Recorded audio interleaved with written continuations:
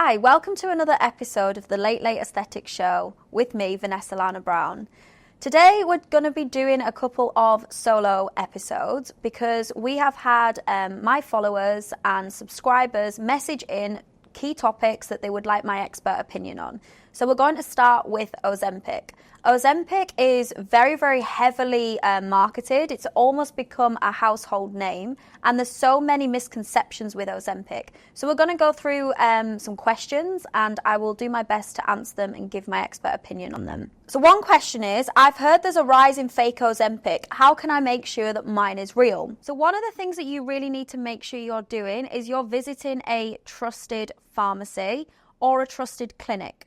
Because trusted clinics, such as a CQC regulated clinic, will be purchasing their prescription-only medication from a pharmacy. So you've got to remember that Ozempic is a prescription-only medication. It's no different to any other prescription-only medications. So you need to have, ideally, a face-to-face consultation or a online consultation with a prescribing doctor or a prescribing nurse. Another question, is it safe to buy Ozempic online, and what are the signs of a counterfeit? So you need to make sure if you are buying it online that you are having an online consultation with a prescribing doctor or a prescribing nurse. You can't just go on, let's say, Amazon, type in Ozempic and purchase Ozempic that way. And that's because Ozempic is a prescription-only drug. I've come across a lot of cheap Ozempic offers online. Are they legit, or should I be cautious? You definitely should be cautious because typically Ozempic, basically with Ozempic, the doses increase the longer that you take it. And it's down to your prescribing practitioner to give you the correct dose. So you need to make sure that you are looking at the prices. I've seen Ozempic advertised anywhere from like 150 to 250 for a month's supply.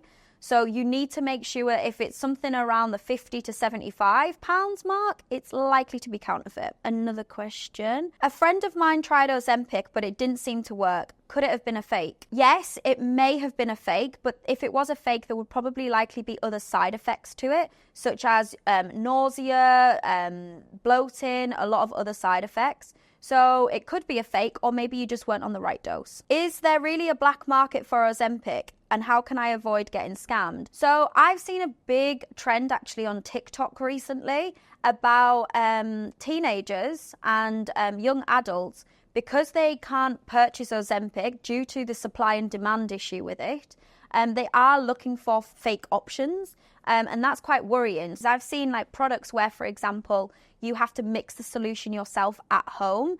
Ozempic should never come like that. Ozempic isn't a preloaded pen. It should never be a solution that you have to mix yourself or add water to it. If that is what you've received, it's likely to be fake and very, very dodgy. Can using fake Ozempic lead to serious health problems, and how do I avoid counterfeits? Again, you need to make sure that you are getting your Ozempic, which is a prescription-only drug, from a trusted practitioner. And by a trusted practitioner, I mean a prescribing doctor or a prescribing nurse. They will be purchasing their prescription-only medication from trusted pharmacies. So yes, if you're not using the correct medication, like any medication, and please don't forget that Ozempic is medication, it will lead to serious long-term health problems. Why are so many people concerned about fake Ozempic, and should I be worried if I'm considering using it?